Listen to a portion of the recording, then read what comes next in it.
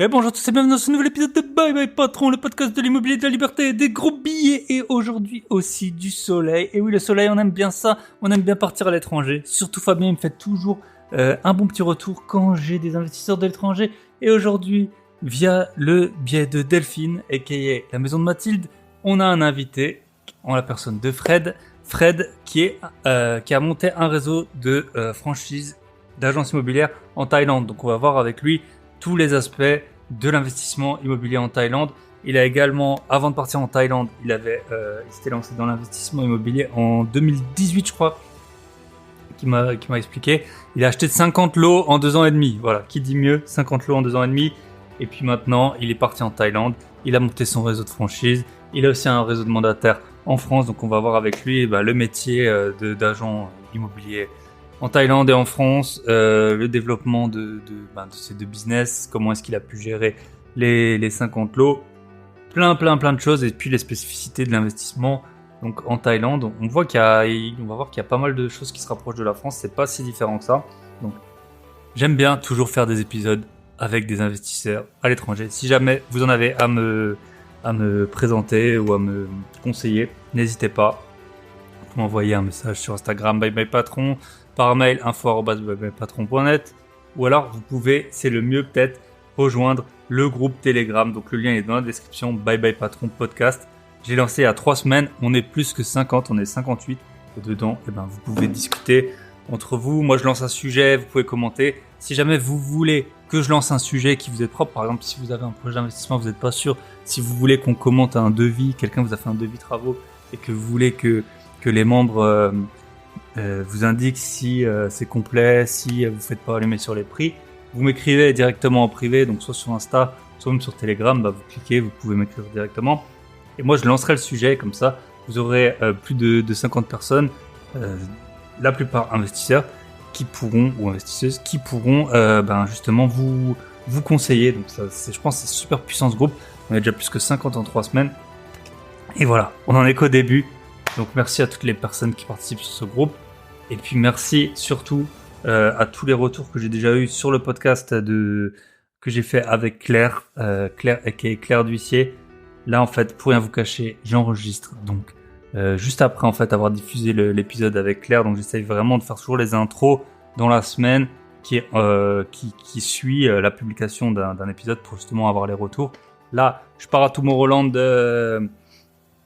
d'ailleurs avec mon associé, on part vendredi matin. On revient lundi, donc je voulais être sûr que tout soit prêt pour la publication de mercredi. Donc j'enregistre déjà aujourd'hui mercredi soir. Donc on a eu plein de retours. Je vous fais les remerciements parce que c'est grâce à vous que je continue tout le temps de produire un épisode par semaine. Merci à Elise, merci à Lara, merci à Caroline pour les commentaires sur Insta. Merci à Cédimo et à François qui est Monsieur Libre qui ont partagé en fait. J'avais demandé dans l'épisode précédent que de vous partager votre vue en fait pendant que vous écoutez le podcast. Comme ça on peut voir où vous situez. Donc François il prenait l'avion, notre cher Cédimo lui rentrait du bureau. Donc c'était vraiment, du boulot en tout cas, c'était super. Ça fait toujours quelque chose en fait de voir de se matérialiser dans la vraie vie les écoutes du podcast. Et merci, je fais un rapide remerciement à tous les gens qui m'ont écrit: Nils, David, Denis, Estelle, Anthony, François, Thomas Pitch, Krami, Vincent, Charlie, Marianne, Chat, Ludo aussi, la team Alsace, et puis Clément et Nico. Voilà. Et en plus, on a eu un petit message de poète sur YouTube. Donc si vous voulez écouter le podcast, je sais pas sur quelle plateforme vous l'écoutez, il y a plus de 15 plateformes qui existent, dont YouTube. YouTube, c'est pas vraiment une plateforme de podcast, mais si vous avez un YouTube Premium comme moi, basé en Argentine, à 120 pesos par mois, à moins de 1 euro, voilà, ça peut être une bonne plateforme d'écoute pour certains. Voilà, je pense que j'ai fait le tour. Dernier point, on a une nouvelle membre dans le Club Invest. Donc dans le Club Invest, c'est avec mon associé Michel. On a un groupe, donc maintenant il y a 10 membres, c'est notre record. On a 10 membres qu'on suit en fait pour lorsqu'ils effectuent leur... donc ça peut être leur premier, mais pas seulement aux achats immobiliers. Et puis on voit avec eux comment trouver des nouveaux biens, comment les acheter, quelle stratégie adopter, on discute des devis. Franchement, on est en contact tous les jours. On fait des appels toutes les 2-3 semaines, des appels de groupe. Et puis surtout au début, on vous appelle chaque semaine pour discuter avec vous. Si vous voulez nous rejoindre, clubinvest.fr, lien dans la description, vous pouvez voir nos têtes de champions, vous pouvez voir le tarif, franchement, c'est donné. Moins que ça, c'est moins cher que gratuit. Donc, clubinvest.fr. Et donc, bienvenue à toi, Jeanne. Je te souhaite plein de réussite. Et puis demain, on a un appel de groupe prévu, justement, où on va faire la présentation avec les autres membres. Voilà. Comme toujours, partagez, likez, commentez. Les écoutes sont sur une fusée stratosphérique. Ça fait trop plaisir. Franchement, merci à toutes les personnes qui me suivent depuis le début. Mais c'est aussi grâce à vous que maintenant on a de nouveaux auditeurs parce que vous avez commenté, liké, partagé. Et ça me pousse vraiment à produire un épisode par semaine. Le podcast, ça me prend au moins 4-5 heures par semaine. Donc voilà. C'est quand même toujours un travail d'être régulier. C'est au moins une soirée et souvent un samedi matin que je consacre à ça. Bien sûr, je le fais avec grand plaisir. J'ai beaucoup de plaisir avec tous les invités que j'ai pu avoir sur le podcast. Mais c'est quand même une contrainte. Donc quand je vois les écoutes qui augmentent, c'est pour ça aussi que je vous remercie pour les réactions. Parce que ça me fait très chaud au cœur. Et que c'est pour cette raison que je produis un épisode par semaine. On se retrouve avec Fred. Alors, normalement, ça devrait très bien se passer l'épisode. Avec Fred, on avait un peu de latence. C'est la première fois que ça m'arrive où j'ai vraiment de la latence entre les questions et les réponses. Parfois, du coup, c'est pas aussi fluide que d'habitude. Mais c'est tout à fait... le son est très bon. C'est juste, voilà, si vous voyez qu'il y a un peu de latence ou parfois des tout petites incompréhensions, c'est comme ça. Voilà, c'est la magie de l'enregistrement à distance. C'est comme ça qu'on peut avoir des invités qui sont partout dans le monde. Voilà, je vous souhaite une très bonne écoute.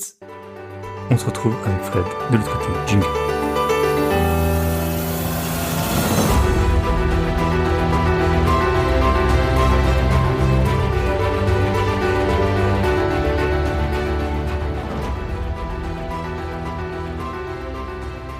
Et bonjour à tous et bienvenue dans ce nouvel épisode de Bye Bye Patron. Et aujourd'hui, on est en compagnie de Fred.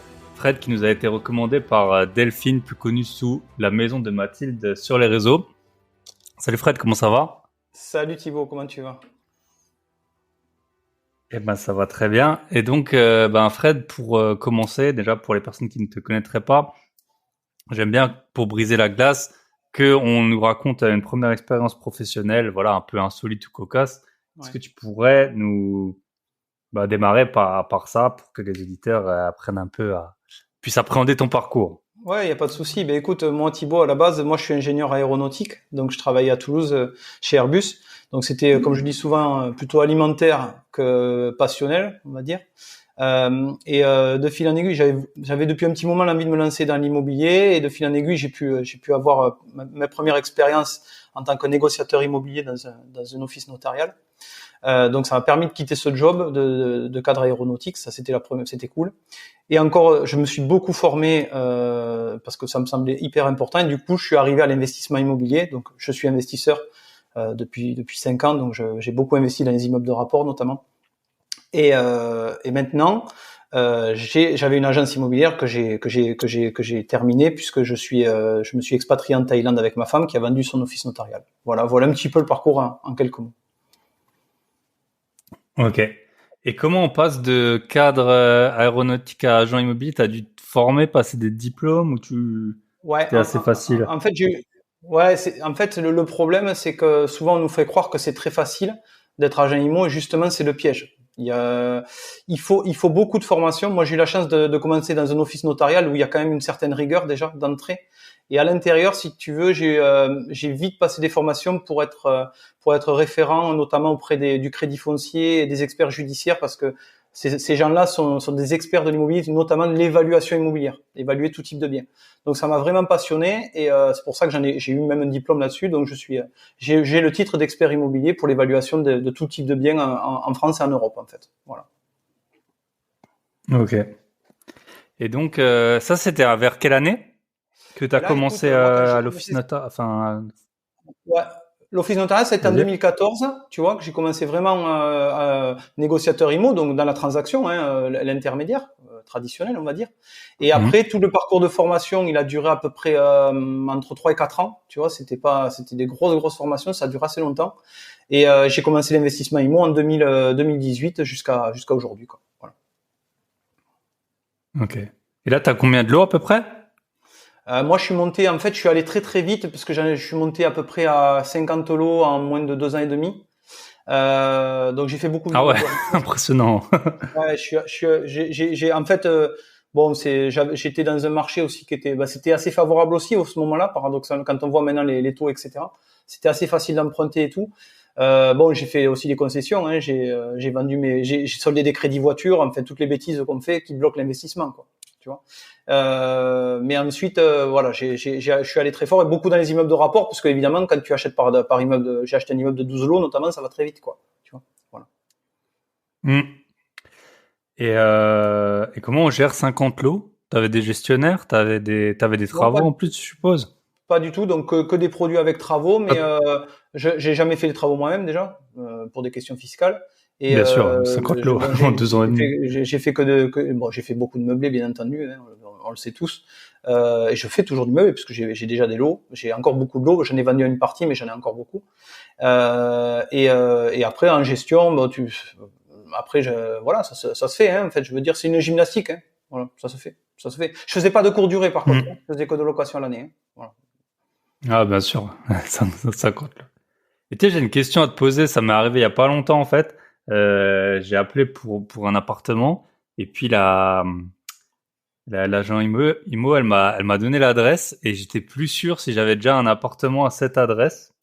Je sais pas si toi, est-ce que tu connais comme ça tout de suite, tu saurais te dire de manière certaine toutes les adresses des biens que t'as. Ça m'est arrivé, alors ça peut être une anecdote. Je suis arrivé pour monter un prêt bancaire. En fait, je me souvenais plus pour quel bien on venait. Ça m'est arrivé.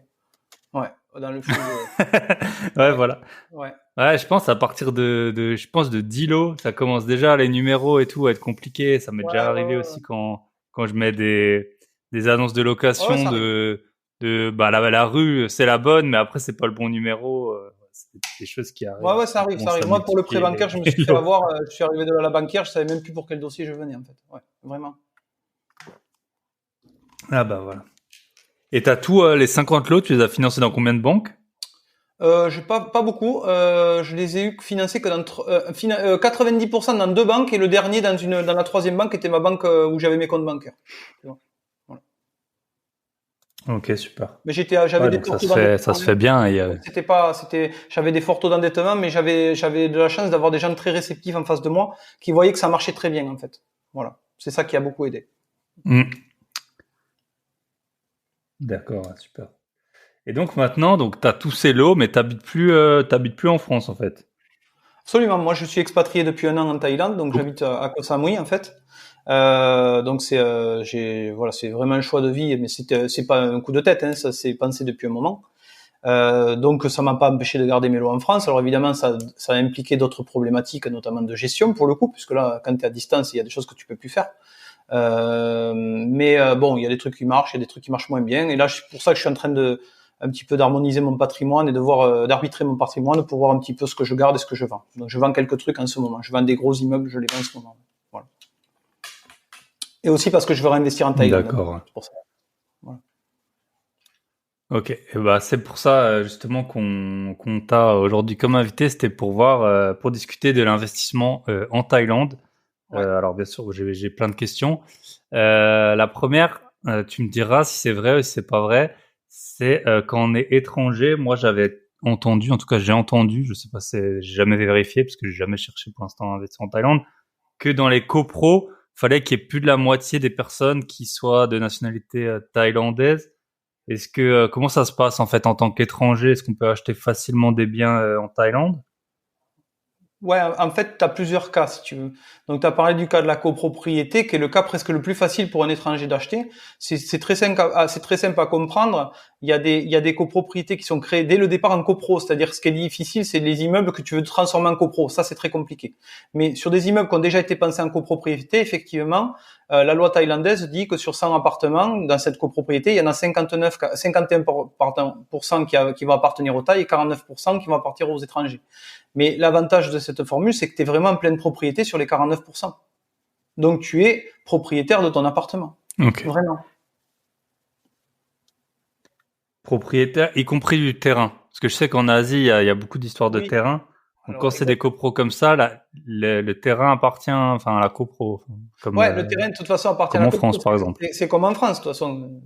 Voilà, c'est pareil qu'en Hmm. France.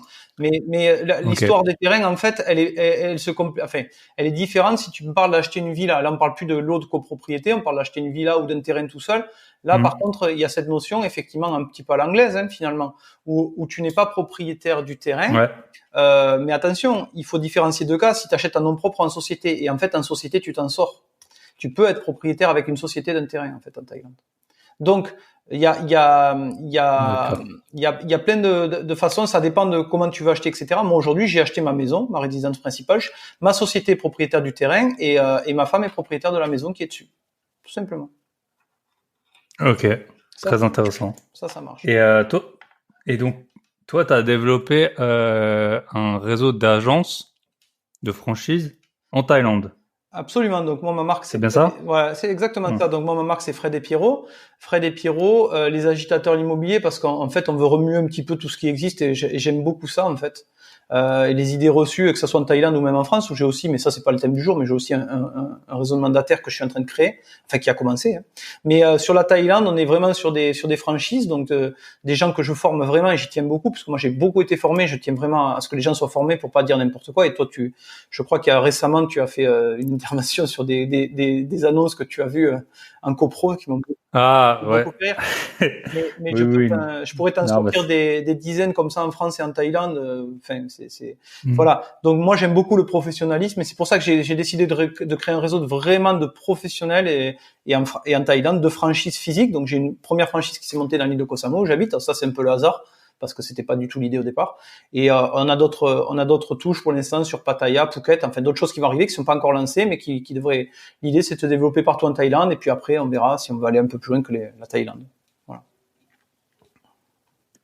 Ok. Et comment ça? Donc ça fait un an. T'étais déjà allé en Thaïlande, je suppose, avant de t'y installer. Comment t'en es arrivé à l'idée? C'était le projet initial, c'était partir vivre en Thaïlande et créer une activité là-bas, ou c'était créer une activité en. Enfin, est-ce que c'est le business ou c'est la vie qui a fait que tu te retrouves en Thaïlande? En fait, le point de départ, c'est pas le travail, c'est l'envie de changer de vie et d'aller dans un autre pays. C'est vraiment pour découvrir autre chose. Voilà le point de départ. Et en fait, Hmm. l'immobilier, c'est quand même ma passion. Autre que ce soit mon métier, c'est l'investissement, c'est quand même ce que j'adore faire, quoi. Voilà. Donc, l'idée, c'était en Thaïlande, ça a été sur deux sujets en fait. Ça a été de se dire, est-ce qu'on peut pas créer moi, j'ai découvert aussi la Thaïlande d'un point de vue immobilier. Je le connaissais en tant que vacancier, mais l'immobilier pur, je savais pas comment ça fonctionnait, si tu veux. Donc, j'ai fait beaucoup de formations juridiques, etc. en Thaïlande pour comprendre un petit peu comment ça marchait, pour pouvoir après former mes franchisés, ce qui est logique. Et ce réseau de franchisés, voilà, je l'ai créé. Après m'être dit, ben, est-ce qu'il n'y a pas un truc à faire? Et quand je me suis aperçu de ce qu'il y avait là-bas, je me suis dit, ouais, on peut faire des choses vraiment professionnelles, on va pouvoir se démarquer, pour proposer des produits aussi aux investisseurs, parce que moi je suis investisseur aussi, et je sais ce que cherchent les investisseurs, et aujourd'hui on adore se diversifier. Donc se diversifier selon les types de produits, mais aussi à l'étranger, c'est bien aussi. D'avoir dans une autre monnaie, c'est assez intéressant aussi. Donc Hmm. voilà, l'idée c'était de former ces gens-là, mes franchisés, à vendre de l'immobilier, on va dire traditionnel, des villas, des terrains, etc., mais aussi des produits d'investissement pour les Européens.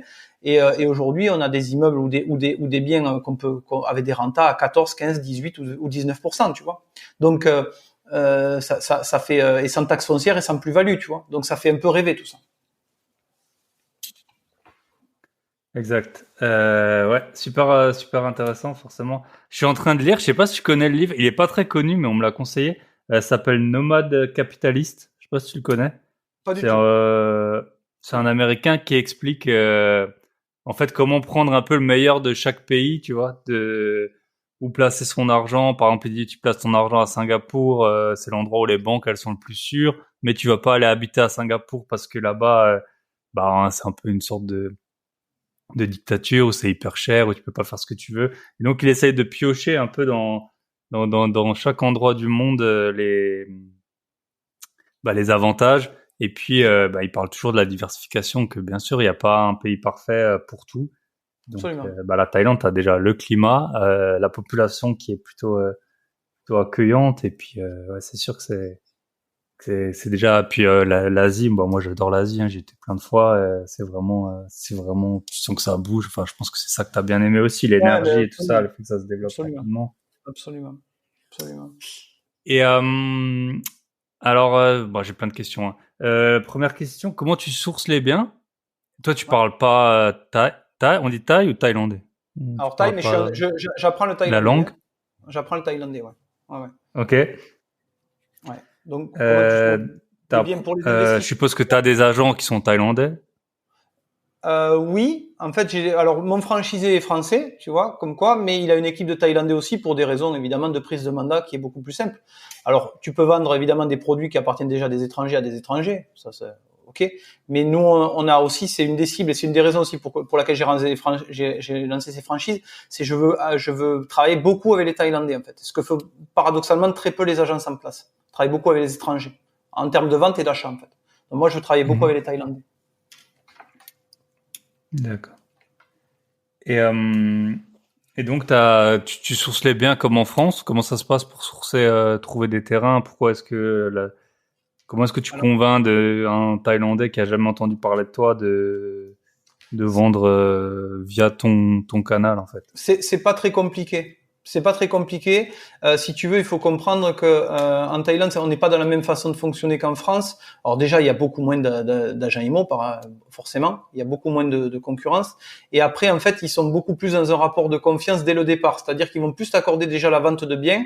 Ils vont te donner un terrain ou deux, puis ils vont voir si ça marche bien, s'ils sont contents de toi, et après ils vont t'en donner d'autres. C'est comme ça qu'ils marchent en fait. Ils sont pas réticents au premier abord. C'est plutôt eux-mêmes qui viennent D'accord. te chercher en fait. Donc nous, on a pour te Ok. donner un ordre d'idée, Très le intéressant. franchisé a récolté à peu près une soixantaine de mandats en moins de 3 mois et des mandats qualifiés. C'est-à-dire que moi, j'apprends mes franchisés à expertiser donc au bon prix. Donc pour te donner que c'est assez facile en fait Mhm. c'est beaucoup de confiance en fait. Par contre, quand tu la perds, c'est foutu. Voilà. Ok. Et comment vous rémunérez? C'est aussi un taux comme en France, un taux sur le prix de vente? Ou c'est Absolument. des montants Absolument. fixes? Alors, Comment ça se passe? c'est exactement pareil. Alors après, tu as deux cas, parce qu'effectivement, on l'a dit tout à l'heure, tu as deux cas. Tu as le cas de la pleine propriété avec les sociétés, tu as le cas du lease. Parce qu'il y a ce mode-là aussi. Le lease, c'est une espèce de bail de 30 ans, renouvelable 2 fois en Thaïlande. Par contre, tu n'es jamais propriétaire du terrain. Alors, ça a un avantage pour les gens qui ont un faible budget. Ils peuvent s'acheter une villa en lease. Alors, notamment les personnes âgées, tu vois, qui ont 70 ans, 75 ans, ils ont un bail de 30 ans, ils s'en fichent, en fait, à la fin. Tu vois, souvent. Et ils vivent au Mhm. paradis. Ils ont un prix d'appel qui est beaucoup plus faible, évidemment, parce que c'est pas une pleine propriété. Donc sur ce type de mandat, on a un barème différent de la pleine propriété, puisqu'en fait, voilà. Mais globalement, c'est le même principe. C'est le même principe. Ok. Oui. Oui, et puis je suppose que les montants, enfin les taux, ils sont décroissants en fonction du prix de Ouais. vente, comme on peut le voir. C'est pareil qu'en Ouais. France. Après, c'est moi qui Et les ai fait. Voilà. Donc, mais c'est pareil. C'est le même principe. Vraiment pareil. ok, d'accord. Et comment ça se passe? Est-ce que tu peux nous décrire les étapes d'un achat? Voilà, moi je vais acheter maintenant une villa à Koh Samui. Ouais. Comment, bah, tu vois, si on fait simple en France, ben t'appelles, tu visites, tu fais une offre, tu signes un compromis, tu vas chez le notaire, enfin tu obtiens ton financement, tu vas chez le notaire. C'est à peu près ça les étapes. Comment ça se passe en Thaïlande? Ben, c'est pas forcément très différent, c'est-à-dire que tu vas effectivement faire ta visite, tu vas signer une offre d'achat. Ben ça c'est dans notre société, parce que ça c'est quelque chose qui n'existe pas en Thaïlande. Très peu, beaucoup se font à l'oral. Chez dans mes franchisés, on formalise tout, donc des bonnes visites, des offres d'achat. Même chose. Tu fais une offre d'achat, l'offre est acceptée, on passe devant l'avocat parce qu'il n'y a pas de notaire en Thaïlande. Hein, c'est l'avocat qui a le rôle de notaire en fait. Donc tu fais en amont quand même, avant la signature de cette espèce de compromis de vente qui est beaucoup plus light, puisqu'il n'y a pas de diagnostic en Thaïlande notamment, tu vois, on est beaucoup plus léger sur le contenu. Tu as ce qu'on appelle une due diligence, c'est-à-dire qu'on va vérifier le bornage notamment, tu vois, la propriété évidemment des vendeurs qui sont bien propriétaires. Mais après, globalement, en fonction du mode que je t'ai décrit tout à l'heure, soit tu crées une société, soit tu achètes un nom propre, ça dépend du type de bien que tu achètes et de ton souhait. Et ça dépend si c'est un lease ou en pleine propriété. Et en fonction de ça, tu signes un compromis. On va dire qu'une vente se réalise entre un mois et demi jusqu'à l'acte final. Tu as un mois et demi à peu près. Ça va à peu près 2 fois plus vite qu'en France. Ok. Alors le Est-ce que, financement, alors est-ce que c'est la clé, quoi. Voilà. ouais, pour le financement, je suppose que quand t'habites pas, c'est très compliqué. Alors c'est compliqué, mais ça commence à se développer. J'ai un investisseur que je connais qui a eu un prêt avec 80% d'apport d'une banque française. Il est résident français, hein, j'entends. Donc il habite en France et il a eu 80% de prêt d'apport. Enfin, on lui prêtait 80% de la somme et il devait mettre 20% d'apport. Voilà. Et il avait un Ok, une banque française a... Ouais, ouais. Ok. Moi, ce que je connais pas mal, c'est en fait que tu peux hypothéquer des choses en Europe C'est pour ça. investir, enfin C'est ça. hypothéquer ou Absolument. nantir des choses. Absolument. De toute façon, la banque Ouais. va vouloir prendre une garantie en France, donc que ce soit sur c'est forcément Mm. la case hypothèque, t'es à peu près sûr d'y passer, quoi. Mais c'est pas très gênant, en fait. Ouais. Et les achats, les ventes, ça se fait en bahts ou ça se fait en dollars? Non, en BAT, t'es dans la monnaie locale. Alors en fait, tu fais un transfert de fonds, l'avocat réceptionne, il faut qu'il y ait obligatoirement un transfert de fonds, il faut prouver que les fonds viennent de l'étranger, puisque t'es, voilà, quand t'es étranger. Et ensuite, tu fais un transfert d'euros en BAT, par exemple, et t'achètes ton bien en BAT. Ce qui est plutôt enfin, en ce moment, le BAT est très intéressant, donc c'est pour ça que les investisseurs aiment bien ça, quoi. Ok. Est-ce que tu pourrais nous donner alors bon, je suppose que c'est super variable, mais un, une fourchette de prix, combien ça coûte une villa de, je sais pas, 150 mètres carrés à Koh Samui avec Bah, si tu prends une vue une mer, par piscine, exemple, assez bien, donc, avec bon, un faudra terrain comparer si tu vas que tu développer. achètes via ta société? Hein? Pardon? Avec, ouais, si tu achètes le terrain, enfin, une maison, combien ça peut coûter une villa, par exemple, à Koh Samui? Admettons que tu as acheté le terrain via une société qui Ouais. t'appartient et puis qu'après tu veuilles la maison. Alors, si tu veux dire la construire ou qu'elle soit déjà existante? Les deux. Ce serait intéressant, je pense, d'avoir après un coût de construction et puis ensuite, ben, quand c'est fini, combien ça peut valoir à peu En près? fait, aujourd'hui, si tu veux, sur un terrain que tu vas acheter vue mer, ça va te coûter autour des, allez, je pense, 100 000 euros à peu près, entre 80 et 100 000 euros. Alors, ça dépend de la taille, hein. On va dire, allez, 1000 mètres carrés, à peu près de terrain. En termes de construction, et c'est beaucoup pour ça d'ailleurs qu'il y a beaucoup d'étrangers qui sont allés, c'est-à-dire que le coût de la construction est assez faible en Thaïlande. Donc pour te donner un ordre d'idée, tu peux construire des très belles villas autour des, on va dire 800-900 euros du mètre carré. Allez, 1000 euros sur des prestations un peu cool. Voilà, tu vois. Donc Donc, 1000 euros du mètre carré ouais, en donc c'est, construction. Ouais.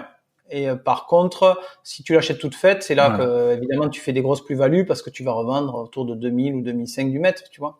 Donc bon, ça dépend des vues mères, ça dépend voilà, il y a plein de paramètres, hein, c'est assez large ce que je te dis, mais globalement, beaucoup d'investisseurs sont allés là-bas pour faire de la construction. Enfin, j'achète le terrain, je construis, je revends, forcément.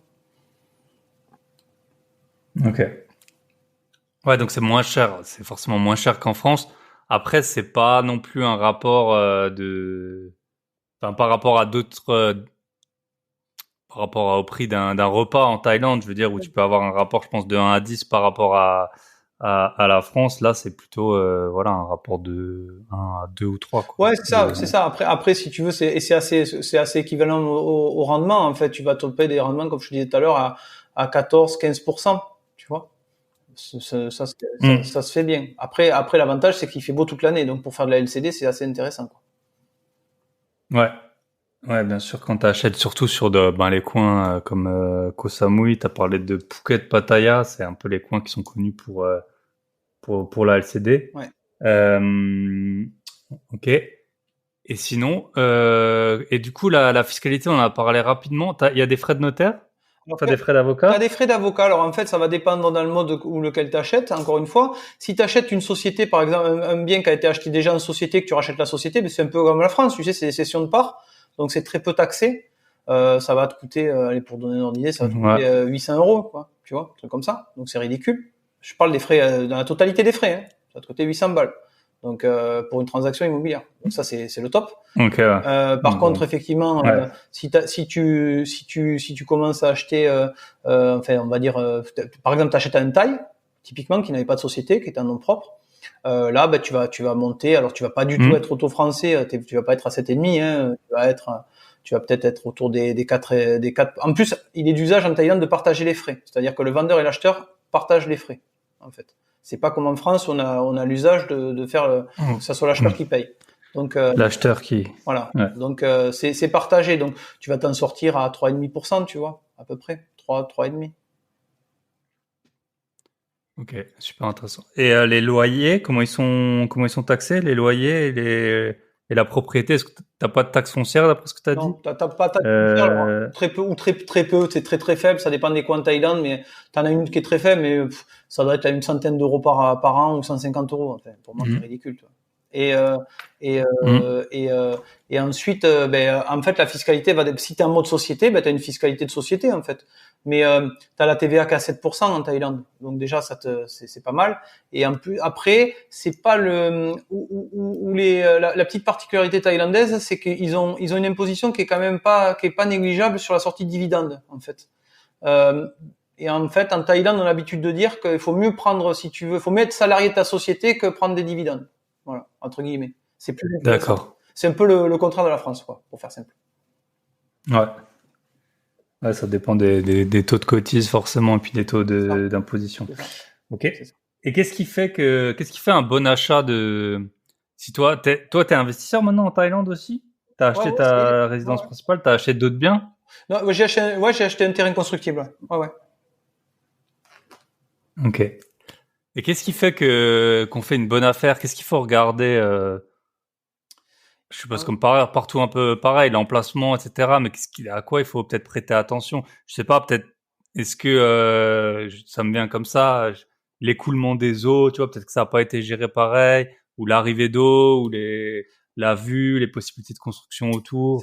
C'est ça. Est-ce qu'il y a un peu des vérifications spécifiques que tu vas faire du fait du climat, du développement du pays, de thèmes comme ça? Tout à fait. Alors en fait, comme je te disais tout à l'heure, t'as pas de diagnostic en Thaïlande, donc ça il faut être quand même un peu plus attentif sur le contenu des maisons, tu vois, et surtout que les termites, ça existe notamment en Thaïlande. Hein. Il y en a. Donc voilà, c'est typiquement, t'as des sociétés après qui les traitent, mais ça peut être des choses comme ça. Faut pas rechigner si tu veux aux vérifications qui sont pas obligatoires, mais que tu peux quand même faire, tu vois.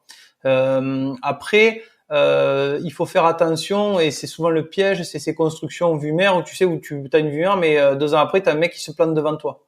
Ça c'est le gros risque en Thaïlande. C'est les règles constructives. C'est assez alors ça c'est en train de se structurer mais c'est encore assez léger quoi. Donc évidemment nous au préalable dans nos franchises on fait ça. J'ai formé mes agents à le faire, à bien vérifier ces aspects-là pour pas que nos clients soient lésés évidemment et qu'on puisse avoir du long terme en termes de business quoi. Voilà.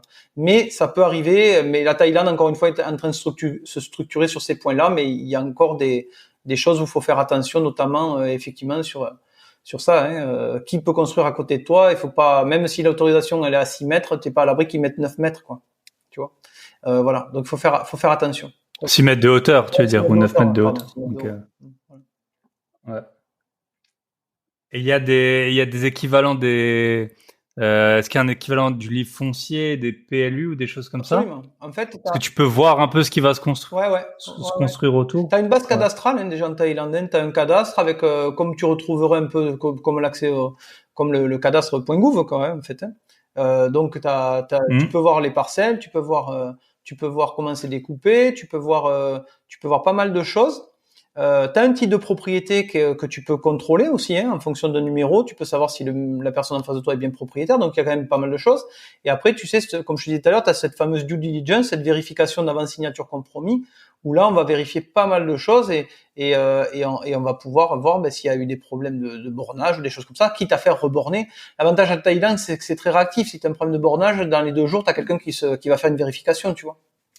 Donc c'est très très réactif. Ça va vite. Ouais, ça va super vite. Ouais, ils ont pas le temps. Ça va vite. Ils ont pas le temps. Alors il y a des fois c'est on prête, mais ça c'est intéressant. Quand ça va vite, c'est intéressant. Et par rapport aux constructions, est-ce que t'as l'impression qu'il y a des malfaçons qui pourraient pas exister en France?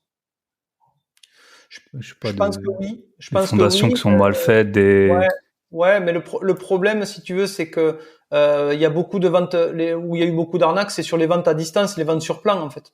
Les gens qui n'étaient pas sur place. Mais une fois que tu es sur place et que comme en France, il faut suivre les chantiers, je pense que ce soit la réno ou la construction, sinon ça va partir en sucette aussi. Ah, bien sûr. Donc c'est la même chose là-bas. Et je pense que là-bas, en fait, le problème, c'est que ça va tellement vite que si tu le fais pas, tu vas tu vas pas avoir le temps de rectifier grand-chose parce que ta maison sera déjà finie, quoi. Ouais. Ok. Et toi, t'as pour projet, donc pour l'instant, tu vends des terrains, tu vends des maisons. T'as pour projet de faire de la construction aussi? Un peu de la promotion, en fait? En fait, non, moi je vais faire je suis avec un investisseur, on va faire des projets de marchand de biens concrètement, mais plutôt sur des biens qui sont déjà construits, qu'il faut rénover, qu'on va rediviser ou qu'on va réaméliorer, qu'on va revendre. Voilà, je suis pas trop dans la construction, c'est pas trop ma passion ça. Ok. Bah, ça, on peut bien le comprendre, hein, quand on voit tout ce qu'il faut gérer. Ok. Et par rapport à tes agents immobiliers, comment tu recrutes un bon agent immobilier? En fait, Parce que forcément, tu le formes, mais en fait, c'est pas encore faut une bien le fois, choisir au départ, quoi. je pense enfin, moi, c'est plus sur la compétence à apprendre et à être attentif et à suivre les conseils parce que de toute façon, aujourd'hui, pour moi, les agents immobiliers sont pas assez formés de façon globale. Hein, je parle en France et en Thaïlande, ils sont pas assez formés. C'est pour ça d'ailleurs il y a beaucoup de mécontents et de gens qui restent sur le carreau. Hein, faut pas se leurrer. Donc aujourd'hui, t'en es l'exemple avec les annonces que tu as vues. Ça, c'est inacceptable en fait. Hein. Et aujourd'hui, je suis sur un système encore une fois où on recrute je juge de la capacité de la personne à apprendre. Après, le contenu, l'expertise immobilière, elle sait pas ce que c'est, et il y a pas grand monde qui sait ce que c'est. Forcément, il faut suivre beaucoup de formations. Donc ça, c'est moi qui ai créé la formation. Après, on est rentré dans beaucoup de détails. Alors sur la partie thaïlandaise, évidemment, les spécificités juridiques de la Thaïlande, bien entendu. Voilà, je préfère presque quelqu'un de débutant très motivé qu'un agent confirmé qui a pris des travers en fait en général. Donc voilà. Qui a pris, qui a pris la. Ouais, je noircis un peu le tableau, mais voilà, je préfère, je suis très précautionneux parce que je veux du business à long terme, mais je fais très attention à qui je mets dans mon réseau en fait. Je suis pas dans du volume en fait, hein, vraiment pas. Ok. Ok, bah déjà en plus t'as des biens qui tournent en France en plus, donc t'as pu. Je suppose que quand t'as décidé de partir en Thaïlande, t'avais au moins déjà cette sécurité des biens Absolument. qui tournaient en France, quoi. Absolument, absolument, absolument. Et ok. Et on peut juste passer rapidement quand même sur ton réseau en France. Ce qui m'intéresse, c'est j'aime bien aussi voir un peu cet aspect de distance. Donc là, t'es en train de développer un réseau de mandataires. Donc c'est une d'entre elles qui nous a mis en contact. Comment tu fais pour développer justement depuis la Thaïlande un réseau un réseau de mandataires, les former, les suivre? Tu fais tout à distance? T'as quelqu'un sur place en France qui de confiance? Alors pour l'instant, en fait, comme je suis on est qu'une dizaine, il n'y a qu'une dizaine d'agents en fait en France, donc il y a beaucoup de formations et mes agents ne vont pas sur le terrain avant 3 mois en fait. Entre 2 et 3 mois, ils vont pas sur le terrain, ils sont qu'en formation pour te donner un peu la stratégie. Donc pour apprendre tous les sujets de l'immobilier. Donc je ne veux pas qu'ils rentrent en mandat avant 3 mois globalement. Pourquoi? Parce que c'est là qu'on fait le plus de bêtises et qu'on fait n'importe quoi. Donc je veux pas. Et ensuite, donc il y a beaucoup de suivi. Je fais du suivi hebdomadaire, effectivement pas avec chaque agent parce que j'y tiens vraiment. Alors évidemment, c'est beaucoup au début. Après, ils vont être un peu plus libres forcément, mais je tiens vraiment à ce qu'ils soient structurés. Donc il y a une grosse formation technique d'expertise. Il y a une grosse formation sur le notariat, puisque ma femme est notaire. Donc on a fait une grosse formation pour comprendre pour savoir parler et comprendre de quoi on parle en fait. Hein. Donc on va parler de PLU aussi, on va parler de cadastre, on va parler de plein de sujets, de l'expertise immobilière notamment, comment expertiser au prix juste. Et puis voilà, notre différence, notre spécificité, c'est ce que j'ai fait dans mon métier, si tu veux, c'est d'évaluer tous les biens au prix du marché. Ça, c'est possible aujourd'hui, sauf que les agents ne le font pas. Mais ça demande beaucoup de travail et de formation. Donc ma différenciation, elle est là, et mes agents qui travaillent pour moi, on parlait de Delphine tout à l'heure, elle a fait sa première vente d'un immeuble à 400 000 euros. Ça a duré une visite, une vente, terminé. Tu vois. Et pourquoi? Parce qu'on était au bon prix. Bah, je pense que voilà, c'est tout. C'est exactement ça. Quand t'es au bon prix, ça part tout seul, et quand t'es pas au bon prix, ça. Mais la C'est question, compliqué. Et après, je suppose qu'il y a des agents, ils sont. Et la question, tu as raison. Et la question, c'est Ce qui est dur, c'est de bon prix. Et voilà. Et ça s'apprend. Aujourd'hui, il y a des méthodes, il y a des méthodes d'expertise qui apprennent, mais ça prend du temps. Je mens pas à mes agents en leur disant qu'ils vont vendre leur première maison au bout d'un mois. C'est pas vrai. Alors, des fois, il y en a qui arrivent, tant mieux pour eux. Mais si tu veux, il y a de la formation, tu peux pas passer à côté de ça. Et mon réseau sera formé que d'agents hyper compétents. Sinon, je le fais pas. Je le fais pas. Ok. Et dans l'évaluation, je suppose que tu as les travaux aussi, que Évidemment, c'est-à-dire que enfin, tu leur apprends à évaluer un peu le montant des travaux. C'est ça. Et il y a plein de méthodes d'évaluation que moi les experts judiciaires m'ont apprises, etc. Et on peut les utiliser, elles sont reconnues, etc. Et ça prend plein de paramètres en compte, évidemment, et ça s'apprend. Mais il faut passer, tu peux pas dire en 2 minutes un avis de valeur, ça vaut 240 000 euros. C'est pas vrai, ça n'existe pas. Ça c'est pas vrai. Ça marche pas.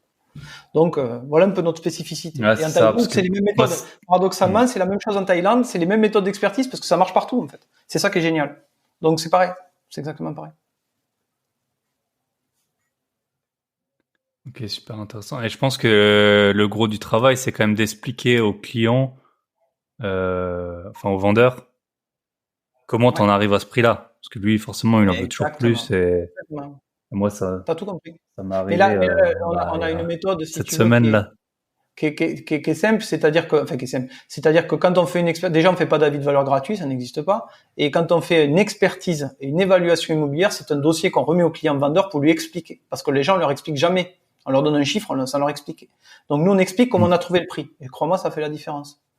Donc et ça marche, mais très très bien en fait. Moi je l'ai fait pendant des années. Je vendais, pour te donner une ordre d'idée, je vendais autour de 25 biens par an dans une petite ville de 5000 habitants, tu vois.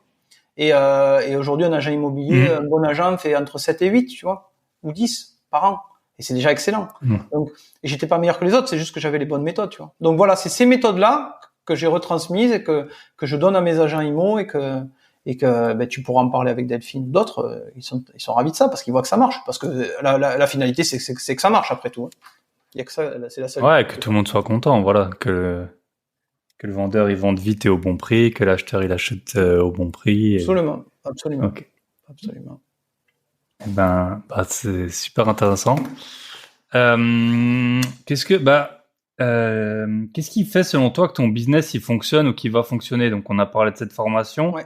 Est-ce que t'as quand même, enfin, en tout cas de l'extérieur là, c'est quand même des projets qui sont ambitieux. Est-ce que t'as un effet de Comment tu vas gérer un peu cet effet de taille? Voilà, là, tu dis on a seulement 10 mandataires. Moi, j'ai l'impression que c'est déjà beaucoup. Enfin, la plupart des agences immobilières, en tout cas, elles en ont pas autant. Plus les activités en Thaïlande, plus les apparts. Qu'est-ce qui fait que ton business il fonctionne selon toi? Ou qui va fonctionner surtout parce que là, il est en développement dans les deux pays. Si tu veux, la différence entre, en fait, déjà pour simplifier un peu le truc, c'est que la France et la Thaïlande, globalement, comme je t'ai dit, à part la base juridique qui est différente, toute la partie mandat de vente, offre d'achat, tout ça, c'est pareil. À quelques points près, tu vois, on est sur des sujets, des sujets assez similaires. L'expertise immobilière, c'est pareil. Donc, on a un tronc commun. Et après, on peut l'adapter. C'est pour ça que le modèle est duplicable. Il a été pensé duplicable aussi dans d'autres pays. C'était volontaire, si tu veux, tu vois. Et on a déjà des demandes au Vietnam. Tu vois, c'est marrant. Donc c'est très amusant, alors qu'on n'a rien fait pratiquement. Tu vois, on n'a qu'une boutique en Thaïlande, mais les gens comprennent la méthode. Et c'est quelqu'un qui a visité qui a discuté avec moi, qui m'a dit mais moi je voudrais le faire au Vietnam aussi votre truc là. Voilà. Donc je bloque volontairement. Encore une fois, on veut y aller tranquillement. On a des grosses ambitions, hein, ça c'est vrai. Et je dois pas te le cacher, mais après je suis bien entouré. Hein. Attention, j'ai un avocat j'ai des avocats derrière moi qui m'aident sur toutes les parties juridiques en Thaïlande et en France aussi. On va grossir de toute façon et on va structurer la société derrière aussi, bien évidemment.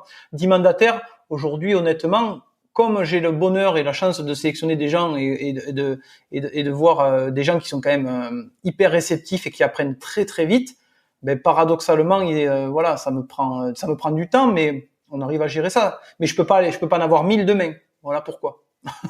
Voilà pourquoi. Ah bien sûr, bien sûr. Faut que ce soit bien fait. Voilà, faut que ce soit bien fait. Absolument. Ok. Et comment tu comptes t'organiser? Donc, tu as parlé de 3 endroits déjà en Thaïlande. Physiquement, toi, tu vas pas pouvoir être aux 3 endroits en même temps. Ouais. Donc, tu penses prendre des sortes de directeurs d'agence En fait, les franchisés sont ou passer de indépendants en temps en termes, temps? la franchise, le franchisé est Hmm. indépendant. Il a sa boutique, il la gère, il a une obligation de résultat, il a un Ok. contrat avec la société, enfin ma société. Donc, il utilise ma marque, mes designs, etc.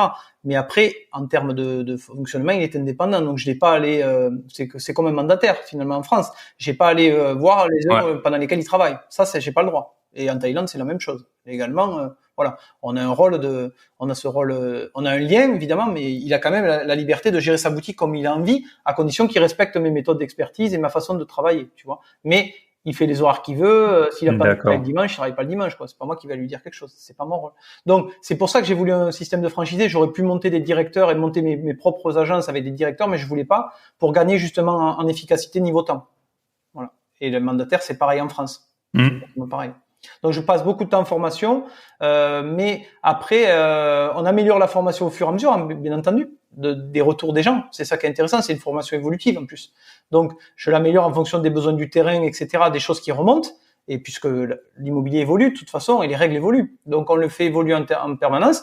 Et après on va structurer des équipes. Donc en France évidemment, au bout de, je pense d'ici un an, on aura un directeur de ma société qui gérera la partie française, bien entendu, bien entendu. Ouais. Ouais, ce sera indispensable, je pense, surtout si après tu commences à partir en plus dans d'autres pays. Une question que je t'ai pas posée, les actes, ils sont en thaïlandais ou tu peux les avoir en anglais aussi? Tu les as en anglais. Thaï anglais. Tu les as en deux langues. Ok. Ouais. Ok. Et toi, t'es en train d'apprendre, t'as dit le thaïlandais et t'apprends aussi les caractères là, parce que il y a qu'en Thaïlande, je pense qu'ils ont Ouais, ouais, il doit y avoir d'autres pays aussi, ces lettres là, l'espèce de rond là. non, on commence par l'oral déjà. Hein. On ne commence pas par l'écrit. Enfin, voilà. Donc, Ouais. l'écrit, ça commencera que dans un an. Là, ça fait 5 mois que j'en fais, ça commencera que dans un an. Voilà. Ok. Et ta vie en Thaïlande, tu peux nous raconter un peu bah, ce que ça t'a apporté de déménager, peut-être ce qui Ouais. te plaît plus, ce qui te manque de la France. Ce qui manque de la France, pas grand-chose. Ce qui me plaît, Tout le monde te répond ça quand je demande. pas grand-chose, pas grand-chose. Non, mais c'était, encore une fois, c'était un projet qui était réfléchi, tu vois. Donc c'est pas un coup de tête. Donc ce qui me manque, Ouais. donc pas vraiment, j'ai beau réfléchir, il manque pas grand-chose. Par contre, ce qui fait qu'on est très bien là-bas, ben, je pense malgré tout le rythme qui est plus calme. Et puis ce côté un peu vacances toute l'année, tu vois. C'est vraiment ça. J'ai vraiment l'impression Mm. d'être en vacances, malgré que je travaille quand même pas mal, mais j'ai l'impression d'être en vacances tout le temps. Alors pour moi, l'immobilier c'est pas un travail en plus, donc forcément. Mais mais euh, voilà, c'est vraiment ça. Puis c'est profiter de notre femme, ma femme, voilà, elle pour le coup ne travaille plus, donc elle s'occupe de ma fille, donc elle est un peu dans la société pour les aspects juridiques, mais voilà, elle s'occupe de ma fille. Et c'était aussi ça l'idée de gagner, d'avoir du temps, plus de temps. Et ça, c'est réussi. Mm. Ok. Et t'as pu te faire des amis, des connexions sur place. Absolument. Ouais. Comment ça se passe? T'as un cercle social déjà? Oui, oui. Bah après, bon, Koh l'avantage déjà qu'il y a pas mal de Français. Donc ça Mm. c'est facile. Et après, effectivement, après bon, l'avantage du métier dans l'immobilier, c'est que forcément tu rencontres déjà beaucoup de monde en plus. Donc ça aide à, même si Exact. comme je suis avec mon franchisé, en plus qui s'est monté à côté, on est dans le j'y vais pour la partie formation, et effectivement on rencontre pas mal de monde. Et puis bon, ça fait quand même un an qu'on y est, donc forcément tu crées des liens. Puis avec l'école notamment, c'est plus facile. Hmm. Ouais, bien C'est sûr. facile. Voilà. Donc, Ok. si tu connais des gens qui veulent monter une franchise, il n'y a pas de problème, hein. Ils peuvent me contacter. Et vivre Donc voilà, si on veut monter une franchise, on peut te contacter une franchise. Donc partout en Thaïlande, hein. Enfin bon, pour l'instant là, t'avais les projets à Phuket et Pattaya. partout. Et, Partout. Il n'y a pas de règle. Et à Bangkok, Bangkok, c'est pareil. Bangkok, ça marche aussi. partout où vous voulez. Ouais. Donc, est-ce qu'il y a des règles spécifiques je sais pas, par région ou comme ça, d'urbanisme qui pourraient faire que tu peux aller, tu vois, par exemple, je crois en Suisse, je sais pas, peut-être que je dis une bêtise, mais je crois qu'en Suisse, longtemps, en tout cas, les personnes qui étaient pas suisses pouvaient pas acheter dans certaines régions et pouvaient acheter dans d'autres. Est-ce qu'il y a il y a des règles comme ça qui t'empêcheraient d'aller sur certains endroits en Thaïlande? Non, à ma connaissance, il n'y en a pas. Donc, j'ai pas fait toutes les régions. Donc, j'ai du mal à te répondre, mais de celles que je connais, j'ai jamais entendu une règle comme ça. Donc, pour moi, il n'y en a pas. Ok. Ok. Ah, bah, super. Parce que c'est vrai que la Thaïlande, ça bouge. Enfin, si on a déjà été à Bangkok, c'est une ville, c'est impressionnant, quoi, hein. Il se passe 1000 trucs à la minute. Ouais. Donc, ouais, si vous voulez ouvrir une Thaïlande, si vous voulez ouvrir une franchise en Thaïlande, est-ce que il y a un profil des personnes que tu recherches? On peut faire un appel à témoins si vous voulez changer de vie. Voilà. Souvent, ce sont des gens qui veulent, qui ont une envie aussi, parce que ça veut dire aussi s'expatrier quelque part, hein. Donc, c'est déjà bien sûr, hein. C'est déjà un projet en soi. Donc, je cherche pas des directeurs d'agents, je cherche vraiment des gens qui partent et qui sont prêts à se lancer dans l'immobilier. Donc, encore une fois, même s'ils sont pas professionnels immobiliers, ça me gêne pas. Mais de toute façon, je pense que le fait déjà de partir et de quitter des choses, c'est pas facile. Donc, ça prouve la motivation des gens, tu vois. Bien entendu. Ça prouve la motivation. Ouais. Voilà un petit peu. Il y a pas trop de critères. Après, on étudie tous les dossiers et puis voilà, il y a pas de souci. On discute. Surtout, on discute beaucoup. Et t'as beaucoup de demandes? Oui, écoute, alors. T'as beaucoup de demandes? Ouais. En fait, au départ, là, pour l'instant, c'est beaucoup consacré sur la France, paradoxalement, parce que ça a explosé un peu plus vite que ce qu'on pensait. Donc, j'ai pas trop prospecté en Thaïlande. Puis, comme on montait la première était un peu notre test, si tu veux, tu vois. Donc, j'ai pas forcément tout poussé parce que, voilà, on voulait tester et encore, on continue à tester. Donc voilà, pour affiner un petit peu le modèle, etc. Mais l'idée, dès que je rentre là, dans quelques semaines, c'est de pousser vraiment en Thaïlande. Donc effectivement, j'ai eu quelques demandes sur Bangkok et Pattaya. Donc pour l'instant, qui sont pas concrétisées. Voilà. Mais ça m'arrangeait bien parce que j'avais pas trop le temps, pour le coup. Mais maintenant, on va pousser fort sur la Thaïlande, parce que maintenant qu'on est prêt, on sait comment monter le concept, voilà, on est prêt.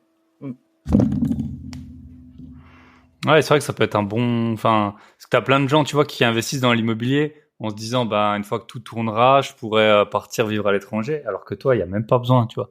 Tu peux, les gens, ils peuvent trouver partir et puis avoir un emploi. Donc c'est vrai que c'est super intéressant. Je voulais juste revenir rapidement avec toi sur les rentas. Ouais. Vas-y. Non, vas-y, je t'en prie. Donc les rentas, t'as dit que t'as du 14, du 15, j'ai vu, il y a aussi, sur les villas, je pense en longue durée c'est moins. C'est ouais, tu peux avoir du 8 si on est investisseur, si t'as du 8 ou du 9, tu vois, sur des villas à l'année, 8, 9, 10, tu vois, comme ça. Ok, donc c'est quand même pas mal. Et les prix de l'immobilier, ils ont évolué comment? Ah ben là le ils sont prix plutôt en hausse, ils sont plutôt. Ouais, alors le Covid a stagné un peu le truc, mais les prix, de toute façon, il y a le double effet parce que t'as l'effet prix, mais t'as l'effet monnaie aussi. Donc la monnaie aujourd'hui, Bien sûr. T'as 37,5, mais c'était à 33 avant le Covid, tu vois. Donc les gens se sont dit, mais c'est le moment que je fasse du change, quoi. Tu vois. Donc il y a un double effet qui se coule qui fait que ta monnaie, voilà, tu peux faire pas mal de choses en Thaïlande avec un peu d'euros, quoi. Donc tu peux avoir des bons rendements, il y a pas de souci. Après, tu as des produits qui s'y prêtent plus, mais ça c'est comme en France, t'en as qui s'y prêtent plus que d'autres.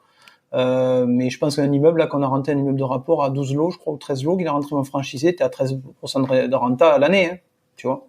C'est pas mal, ça. Ouais. Tu vois, t'as des trucs comme ça. Ouais, donc c'est pas mal. Si en plus t'arrives à choper, puis tu peux un peu décider. C'est ça qui est pas mal peut-être avec l'immobilier notamment, c'est que quand la monnaie, parce que la monnaie elle va fluctuer dans les deux sens, hein, mais si bien sûr, si t'es à 13%, le truc tu rentres de la monnaie et puis le jour où le taux de change il est intéressant, c'est peut-être le moment de vendre et puis tu peux tu peux choisir le moment où tu vends en fonction des deux critères, quoi. À la fois la prise de valeur en baht et puis la différence de cours. Ouais, donc 13%, c'est vrai que c'est pas mal, surtout quand c'est net, quoi. Net d'impôt. Oui, là, la plus-value, il y en a pas. Donc c'est vite calculé comme ça. c'est vite calculé. Ok, super. J'ai des petites questions pour la fin que j'aime bien poser. La première, c'est Est-ce qu'à un moment, tu as eu peur pour tes finances ou pour... genre, t'as été à court d'argent peut-être quand tu as acheté les 50, les 50 lots? Ou est-ce qu'il y a un moment où où l'argent, il t'a créé une sorte de, je sais pas, d'angoisse? Ben, en fait, c'est plus quand t'arrives là-bas, quand on a créé les deux projets en parallèle. C'est plus ça, parce que du coup, tu multiplies les coûts à chaque fois quand même, paradoxalement. Donc, Mhm. il faut effectivement, à un moment, tu te dis, ben, où je commence. C'est ça. En fait, le problème, c'est que faire les deux en même temps, c'était pas l'idée de départ, mais forcément, quand t'as de la demande, c'est difficile de dire non. Bien sûr. Et après, ça implique, même si tu as une formation qui coûte que du temps pour moi de la faire. Mais après, tu as toute la partie technique, outils. Il y a le site internet. Enfin, il y a le blog. Alors, le blog, il y a plein d'articles, mais ils sont Mhm. pas encore en ligne, ils sont prêts, hein, en fait. Voilà. Mhm. Et tout ça, ça prend du temps et donc de l'argent, de l'argent. Donc voilà, oui, la crainte, c'est au départ, c'est de se Ouais, dire, bien sûr. comment on fait, qu'est-ce qu'on fait comme priorité, quoi. C'est surtout ça, quoi. C'est ça, c'est difficile de laisser, Mhm. d'abandonner des sujets à la place d'autres, mais il faut faire des choix, non, sinon tu te tues, quoi. Bien sûr. Puis en plus, t'es dans un business, alors c'est pas non plus de l'industrie, mais où c'est des temps moyens longs, quoi. C'est pas comme si demain je sais pas, t'achètes un produit pour le revendre tout de suite, un tout petit truc, tu vois. Là, c'est quand même, bah, tu recrutes des gens, tu les formes, ça prend quand même quelques mois jusqu'à C'est ça, commencer à avoir les retours et pendant ce temps, t'es un peu dans c'est ça, l'incertitude. absolument. T'as une zone d'incertitude où tu Ouais. sais que ben, pendant 6 mois, en gros, le temps de former entre la personne qui s'inscrit qui forme, et ben, en plus c'est les premiers. Après t'as les premiers qui commencent à tourner, donc ça va. Mais dans la première Mm. série, forcément, t'es dans une zone où tu rentres zéro, quoi, pour faire simple. Ouais. Ok. Une autre question que j'ai, c'est est-ce que tu aurais un invité à me recommander? Donc Ouais, ouais. soit que tu as connu en France, soit, enfin peu importe, voilà, un peu dans le domaine Ouais, du ben bye bye patron. si tu l'as pas déjà interviewé, je te conseille David Combe, qui est un ami de moi. Non, je le connais Voilà, pas. qui est un marchand de Ok, biens à la base. Donc, c'est un sujet un peu différent et c'est assez intéressant. Qui est un marchand de biens d'accord. professionnel et qui a investi, qui va investir, ben, c'est la personne qui va investir avec moi à Koh Samui sur les produits en Thaïlande. Donc, tu vois, il y a la passerelle. Ok, super, super intéressant. Bah merci pour le conseil. Si on veut te retrouver, si on veut t'écrire pour Ouais. postuler pour une franchise en Thaïlande, c'est quoi le plus simple? Alors, donc, déjà, pour toutes les annonces, ben, Fred et Pierrot, www.fredetpierrot.com, hein, pour le site internet. Donc, pour l'instant, il y a les biens qui sont en Mhm. Thaïlande, les premiers, et il y a ceux qui arrivent en France. Et pour la partie plus ouverture de franchise ou rentrer dans le réseau mandataire, ben, c'est l'adresse contact@fredetpierrot.com, tout simplement. Ok. Eh ben super. Je sais pas si tu avais encore un mot à rajouter. Je pense qu'on a fait un bon petit tour hein, Non, mais écoute, sur le ouais. sujet. Non, mais c'est en tout cas voilà, si personne veut faire un investissement en Thaïlande et je vous conseille vraiment, il y a vraiment des choses à faire. Je pense que c'est intéressant de pas mettre les œufs dans le même panier, donc de garder des investissements en France évidemment ou en Europe, aux États-Unis, mais je pense que c'est bien diversifié. Donc si vous voulez faire quelques placements Mm. et faire des choses intéressantes, ben c'est possible en Thaïlande. N'hésitez pas, on peut vous accompagner sur ces sujets-là. Pas de souci. Ok. Et quel budget, à partir de quel budget c'est faisable?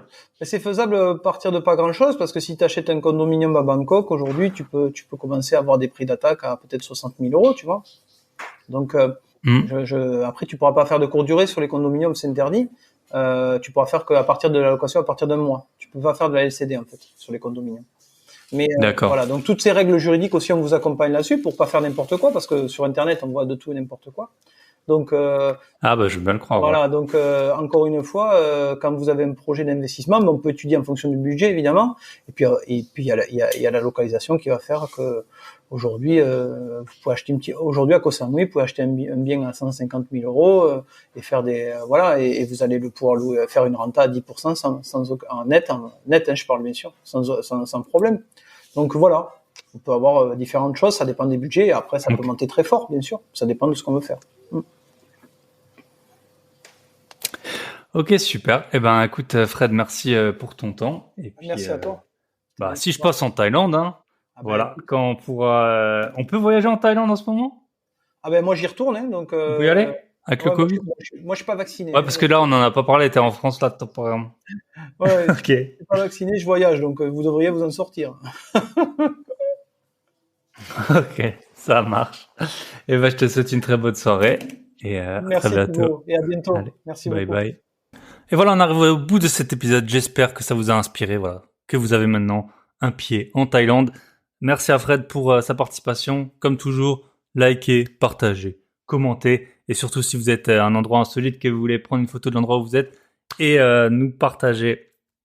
Voilà, j'écoute le podcast dans cet endroit. Surtout là, c'est les vacances. Peut-être que vous êtes dans des endroits insolites. Quand je vois la carte je peux voir en fait sur la plateforme d'écoute où est-ce que les personnes écoutent le podcast. Franchement, il y a tout, il y a partout dans le monde. Il y a de la Chine, il y a de la Polynésie, il y a même des pays qui parlent pas français. Il y a des États-Unis, du Canada, vraiment. Là, j'ai des gens en Israël, j'ai des gens à Malte. Merci à tous. Voilà, si vous voulez partager l'endroit où vous êtes en train d'écouter le podcast, ça me ferait super plaisir. Sur Instagram, vous pouvez m'envoyer un message, me taguer en story, je vous repartagerai. Voilà, si vous voulez, je vous rappelle, si vous voulez rejoindre le groupe Telegram, lien dans la description. Si vous voulez rejoindre le Club Invest, lien dans la description également. Je vous souhaite une très bonne semaine, que vous soyez au bureau, j'espère, si c'est le cas, sans chef, ou alors en vacances. Profitez-en bien et on se retrouve très bientôt. J'aurai un épisode, et je pense que ce sera le suivant, sur comment tenir ces bonnes résolutions grâce au pognon.